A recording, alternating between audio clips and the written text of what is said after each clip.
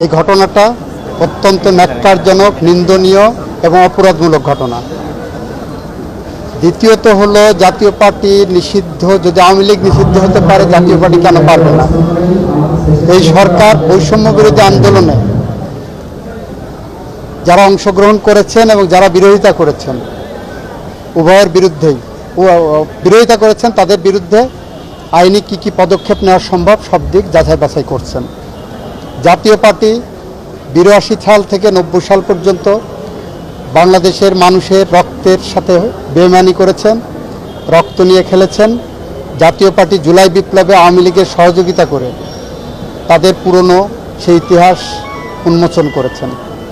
সুতরাং নূরের উপর হামলা বিচ্ছিন্ন কোনো ঘটনা নয়, এটা সুগভীর চক্রান্ত এবং ষড়যন্ত্রের একটি অংশ। সেই কারণে যে দাবি উঠেছে তার আইনগত দিক যাচাই বাছাই করে কী পদক্ষেপ নেওয়া যায়